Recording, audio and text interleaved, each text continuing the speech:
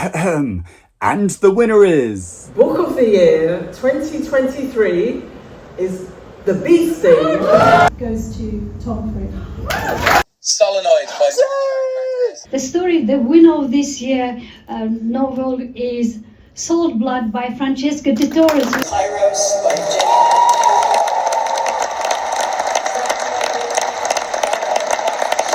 Tilldelas den sydkoreanska författaren Han Kang. För en Samantha Harvey for Orwell.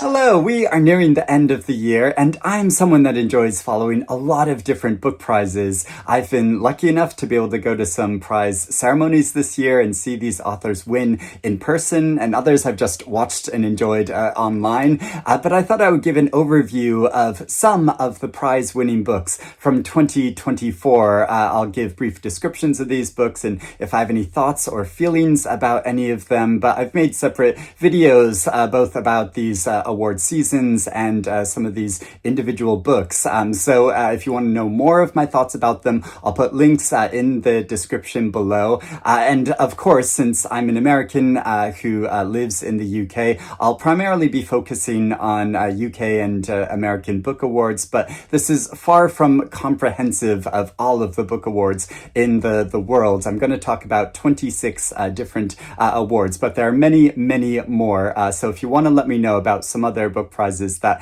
I don't discuss or mention in this video, please let me know about that in the comments. But I would also love to hear if you've read any of these books, if you agree with the winners, or if you are planning on reading any of these books. So to start off with, there is one of the biggest book awards in the world, the Nobel Prize for Literature, which of course is awarded to an author for a body of work rather than a single book. And the winner of this year was the South Korean author Han Kang, who has produced a number of fascinating different books. Is probably best known for, in at least in the Western world, for her novel The Vegetarian, which also won the International Booker Prize, and was a really fascinating story about a woman looking at her from the perspectives of three different people who knew her, and kind of the pressures that she was experiencing. A very different look at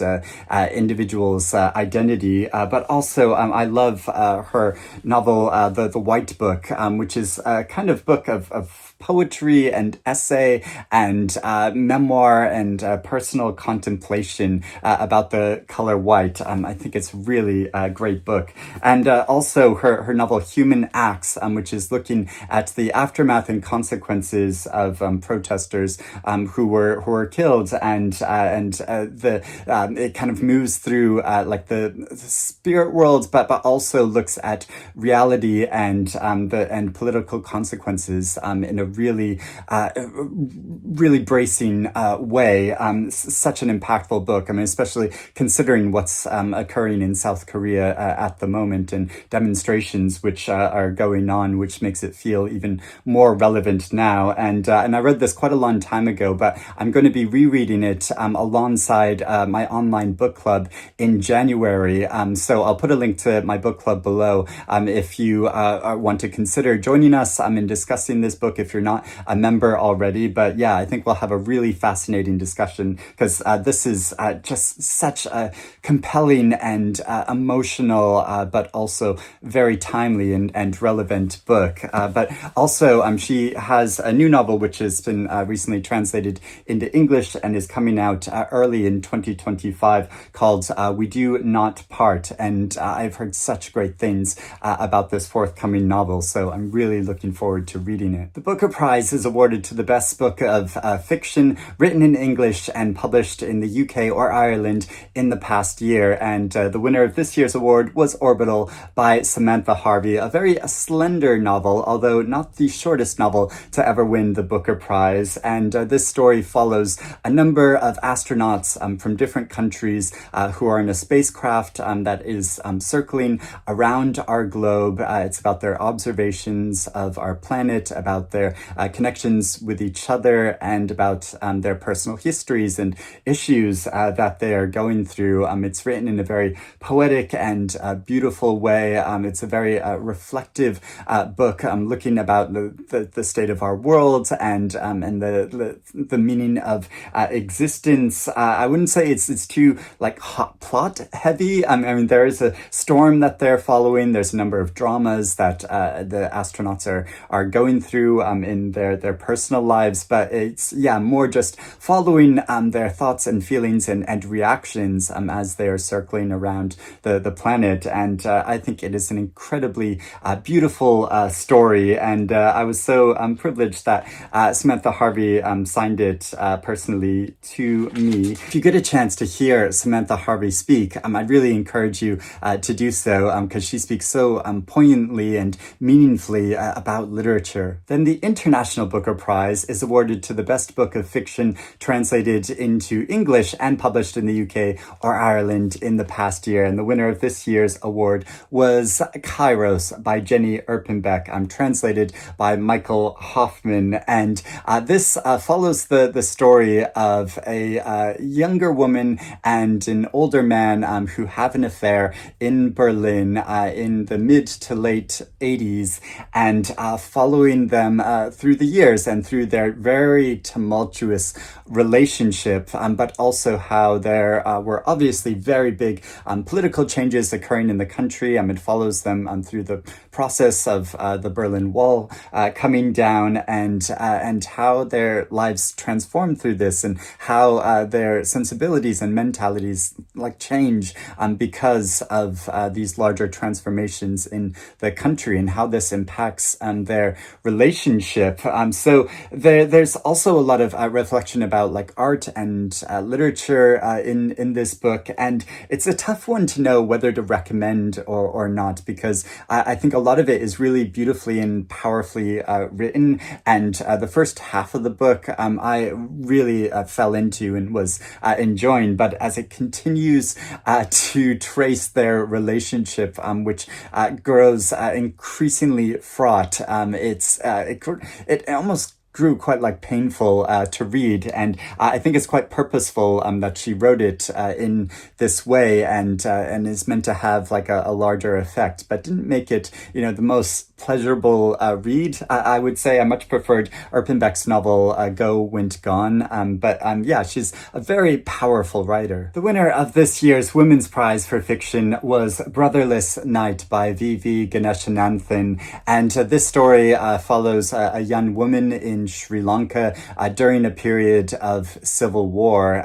It follows her life and the experiences of her family through this incredibly tumultuous period, and how her emotions and her loyalties go backwards and forwards as her brothers get involved in the conflict and the battles, and her the difficulty of her moral decisions when trying to assist in saving people's lives, but looking at how there are many different people on different sides of the conflict, and how she is really caught in the middle. This was such a powerful and moving story. There are scenes in it I can remember so crystal clear, and that are incredibly emotional, but there's also wonderfully drawn relationships and connections in this story. I would say the ending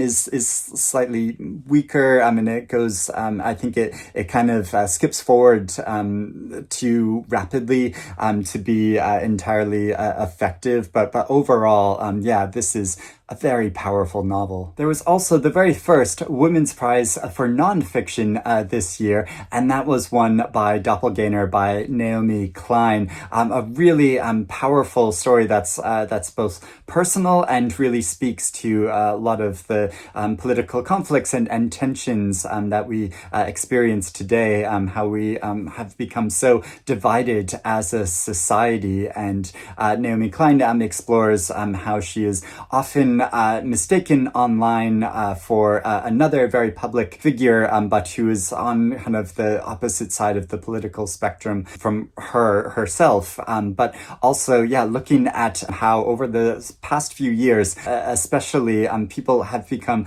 so sharply divided politically, and so this is a very sobering read in a lot of ways, but also strangely comforting in really helping me to understand how we've got to this place in the world. A very poignant book. Over in America, one of the biggest awards is the Pulitzer Prize, and the winner for fiction this year was Night Watch by Jane Ann Phillips, a novel which I subsequently read and did not enjoy at all. This was one of the worst reading experiences I've had this year.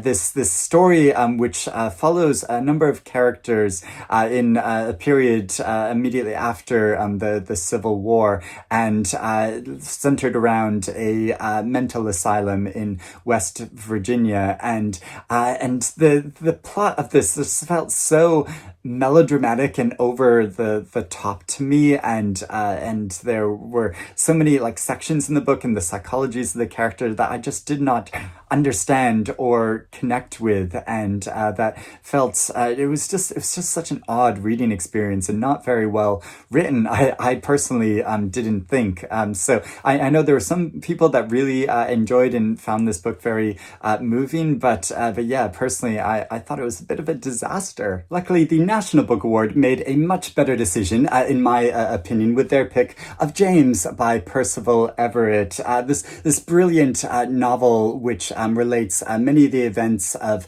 the adventures of Huckleberry Finn, but from the character of Jim's perspective, and shows you what happens when Jim is not a part of Twain's original story. And it's both a homage to that book, and it builds upon it, because it shows the world so powerfully through his perspective, and relates his psychological journey towards independence, and being his own person, and his struggle to try to reconnect with his family, and the connection he feels with his community, with other Black people, and how this relates it through Everett's kind of satirical lens is so funny, but also incredibly moving in many different sections. And there are also lots of different twists in this story. I think it's incredibly original, and it's so important in kind of giving a more complex view of a character that in that original book was presented in a loving but a quite simplistic way. I was so thrilled to see the winner of this year's Dublin Literary Award was Solenoid by Romanian author Mircea Cartarescu, translated by Sean Cotter. And this is not only one of the best books that I read last year, but probably one of the best books that I've ever read. It is so deep and complex at looking at the meaning of existence, but it's also really absurd and wild and imaginative and funny, as it follows a man who's a teacher, and how he is working on this process of writing these notebooks, kind of recording his existence and life and his dreams and his memories, but also his very bizarre experiences traveling throughout Bucharest, and how he encounters these different portals to other kind of realities, and it gets very surreal in some parts, but is also just such an amazing journey that he takes the reader on, that I found this so deep and meaningful, and the intricacy that he writes his sentences, and they're so beautifully composed, and I just stopped and meditated on different phrases and the meanings of different thoughts that he was conveying in in so many parts of this book, even though it's a very long book, but incredibly worthwhile to read. And I did read it like almost a couple years ago now, but it was, and because I bought this as an import, but it was finally just published in the UK earlier this summer. So I think that makes it eligible for the 2025 International Booker Prize. So I think it would be a very strong contender for that upcoming award. I was also so happy to see that the winner of this year's Orwell Prize for political fiction was another one of my favorite books that I read this year, My Friends by Hisham Matar, which I read with my online book club, and we had such great discussions about, which follows a man from Libya who travels to the UK to study, and he gets caught up in events which completely change his life going forward, and how makes him kind of trapped in this kind of limbo state of existence for a long time. And this is based on real historical events, which I wasn't aware of previously. So it was so fascinating to learn about those events, which occurred right here in London. And I found it very poignant traveling to these actual locations to consider like the conflicts which occurred there so many years ago. But yeah, it follows him over the years, his connections and relationships with a number of friends and his family, and how that shifts and changes because of the changing political climate and his being sort of exiled from his homeland and the meaning of that, but how he finds purpose and value in life through art and literature. It's so beautifully written. The bookshop Waterstones has a debut fiction prize, and that was won this year by Glorious Exploits by Ferdia Lennon, a historical novel set in 412 BC in Sicily, and follows the point of view of a man who is trained as a potter, and his interactions with Athenian soldiers who have just been captured after trying to invade their land, and they're being held in a quarry. And he speaks with a number of these soldiers and learns that they know the plays and lines from some Greek tragedies, and so how he works with them and a friend of his to try to stage a production of Medea in this quarry. And it is such a funny story in a lot of ways because of the charisma of his voice. I was just completely enchanted by it and really enjoyed reading his perspective. But also, it doesn't shrink away from the grim reality of these soldiers who have been imprisoned in this area and who are steadily starving to death, and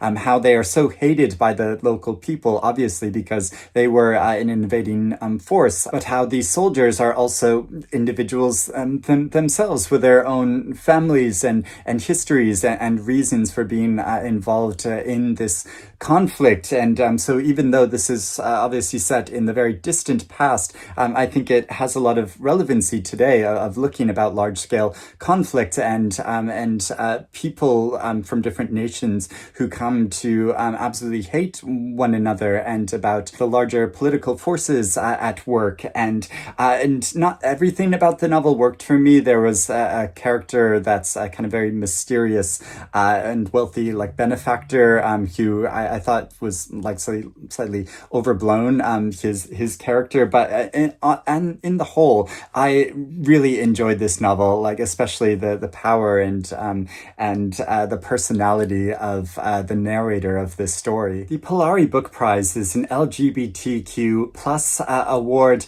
and the winner of this year's fiction prize was The Gallopers by Jon Ransom, who previously won for his debut novel, The Whale Tattoo. And this is the story of three individuals in the 1950s and follows their interactions with each other and the process of their connection over a period of time. I have heard quite mixed things about this book, that some parts of it are really powerfully written, and then other parts of it don't really work so much. I've not read it myself yet. I did read The Whale Tattoo and felt sort of the same thing about that book, in that there were certain lines and sections of that book that I thought were really original and exciting, especially looking at queer experience. But yeah, I don't know if I'm going to be drawn enough to read this new novel by him. They also have a debut fiction prize, and that was won by the novel Bellies by Nicola Dinan, which follows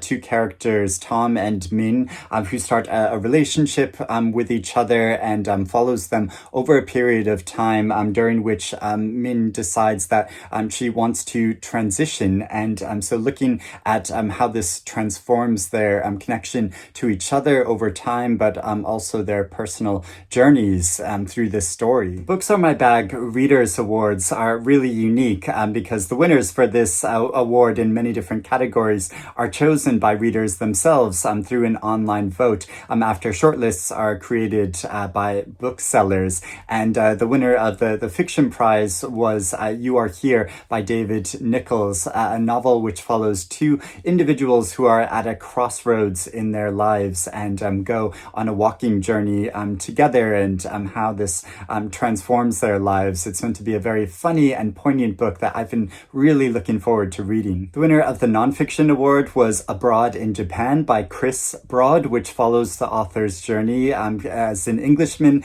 as he travels to Japan to teach English, even though he doesn't know any Japanese, and about his comic experiences and encounters, but also becomes quite moving in different sections. And I only just realized, this is so thick of me not to understand this. I'm reading the title since the author's surname is Broad, and so it's A Broad in Japan.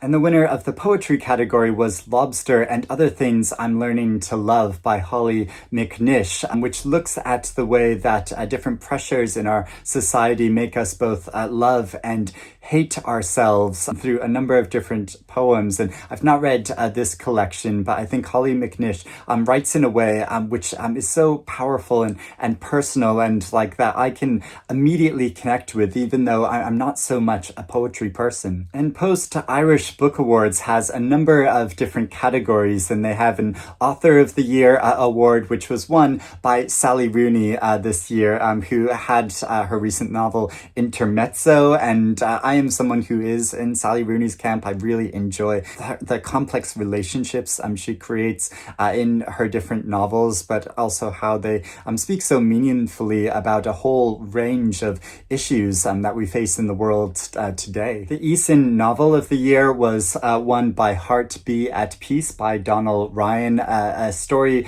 which follows a number of different characters moving between their different perspectives in a small community in Ireland, both young and old characters, and how this community went through a period of economic depravity, but how there are new business opportunities which the young are embracing in this community, but which the older members of the community are quite skeptical about. And Donald Ryan writes in such a lyrical and beautiful way. I've been really meaning to get to this book, which I bought when I went on a journey in Ireland earlier this year on holiday. And the winner of the Popular Fiction Prize was Frankie by Graham Norton, a novel which follows a much older woman named Frankie, and how she is relating stories about her life to her younger carer. And I've not read this, but I have read Graham Norton's debut novel, which I thought was really moving and really entertaining as well. I mean, obviously he's such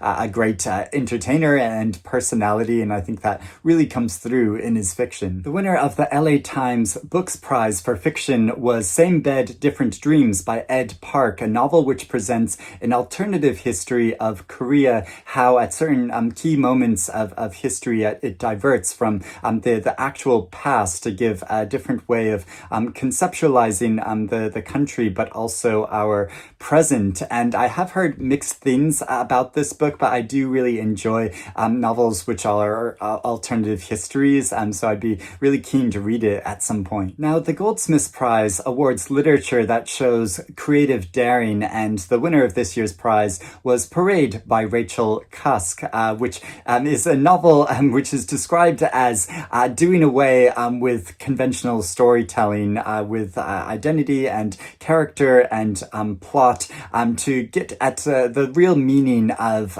relationships and art and Rachel Cusk's fiction. I've struggled with it in the past, and the last book that I read by her called Second Place, I kind of decided after that I was done with her fiction. So I've not read this book. I have no plans on reading it, but generally I really enjoy this award for rewarding books that are really kind of cutting edge in what they try to do with narrative. Now on to looking at some nonfiction book prizes, and there's the British Academy Book Prize for Global Cultural Understanding, which this year was won by Language City by Ross Perlin, which is a book looking at some different endangered languages in our world today, how through there are some languages which are only spoken by maybe a few hundred people or even only a few people, and it looks at a few different cases and languages, specifically in New York City, by his encounters and interviews with people in the city who are some of the last speakers of these languages, and what this says about our wider culture and how it's becoming more homogenized. The Jhalak Prize is awarded to an author of color in the UK or Ireland, and the winner of this year's prize was Anansi's Gold by Yapoka Yebo, which is a nonfiction book looking at the story of a man who was a con artist in Ghana after Ghana's independence, and the outrageous fraud that he committed. There's Scotland's National Book Awards, also known as the Saltires, and the nonfiction category winner was Thunderclap by Laura Cumming, a book which is both kind of memoir and art history, as it looks at the painter Karel Fabricius, who was a Dutch painter that died after a gunpowder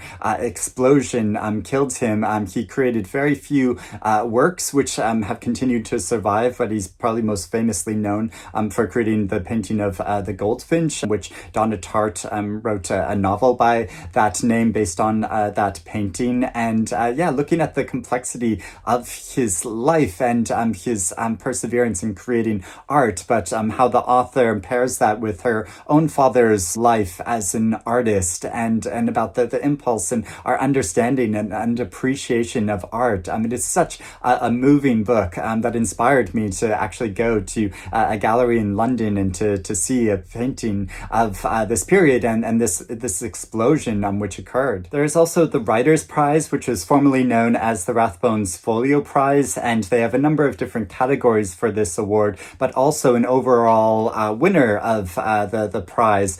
So for the nonfiction category was also won by Thunderclap by Laura Cumming, and the fiction prize was won by The Wren by Anne Enright, a novel that I really enjoyed, but which hasn't really stuck with me all that much, as it follows the stories of a mother and daughter and the impact of their respective father and grandfather upon their lives. And the poetry category winner was The Home Child by Liz Berry, which is kind of a novel told in verse, and it's the story of an English girl in the early 1900s who is taken to Canada and Nova Scotia when she is very young to live as an indentured farm laborer and domestic servant. And this is based on the life of a real relative of Liz Berry's, and is looking at this much broader issue of indentured servants that were brought to North America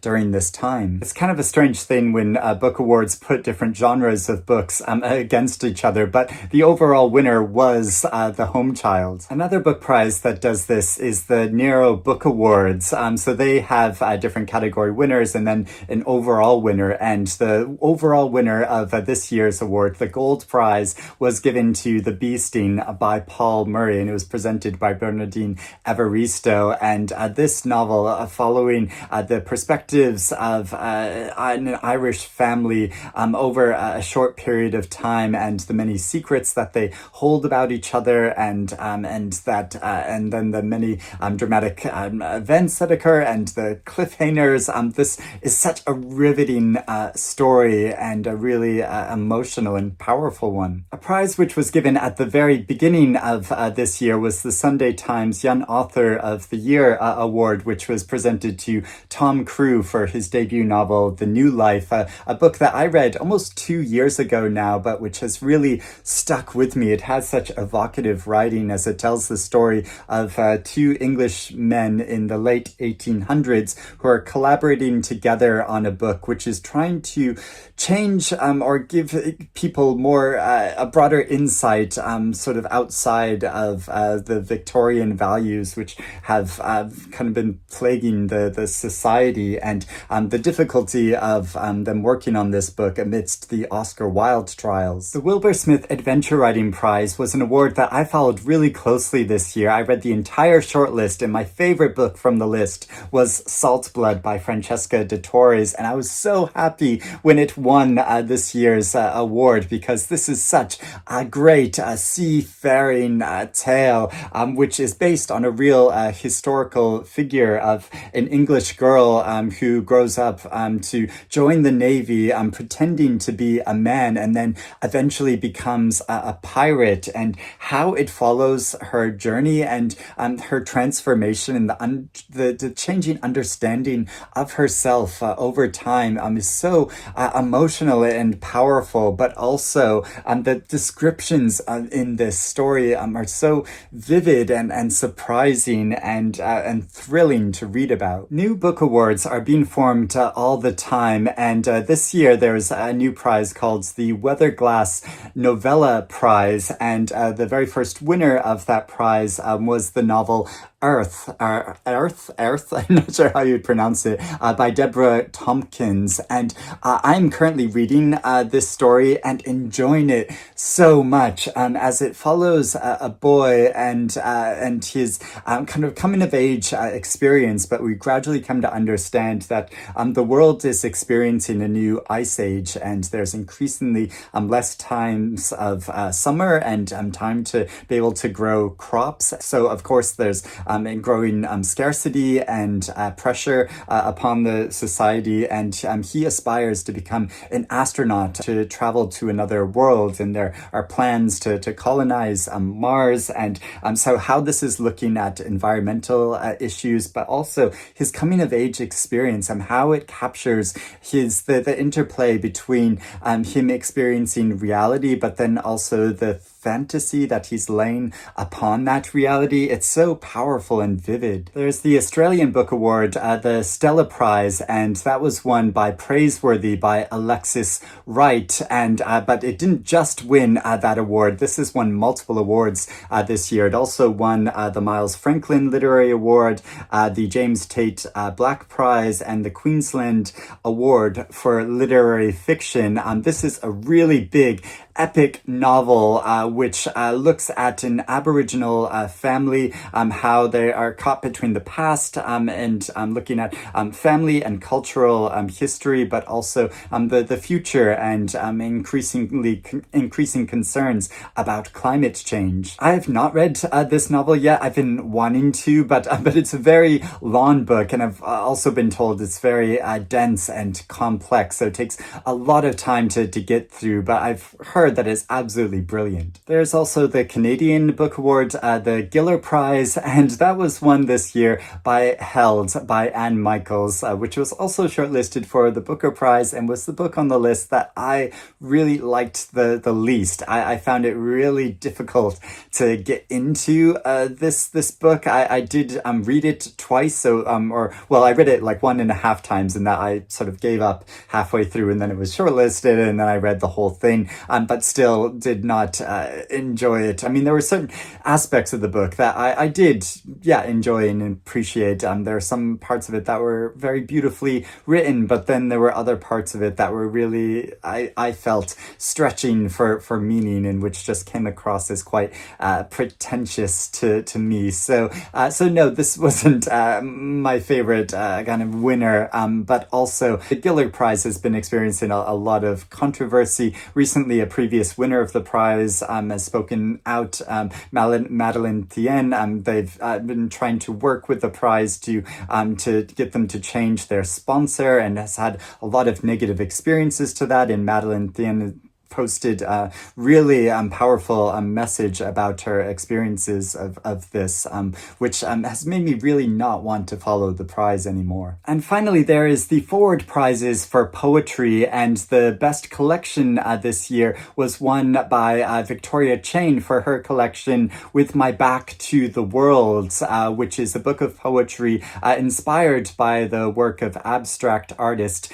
Agnes Martin, to look at feminism, art, grief, and depression. And I really enjoy poetry that is playing off from pieces of art. It kind of reminds me of my college years, and when I would go to the Museum of Fine Art in Boston, and I would sort of sit in front of paintings and try to write little poems myself. I'm sure we're very amateurish and not very good at all. I'm sure this collection is much more successful in playing upon art in this way, and I'm looking forward to reading it. So those are some of the book award winners from 2024. And yes, I know there are many more, so do let me know about other awards and award winners in the comments below. But like I said, I would love to hear if you have read any of these books, and if you agree with these winners, if there were other books on the shortlist that you would have preferred to see win, or if you're interested in reading any of them now. But thank you for watching this video.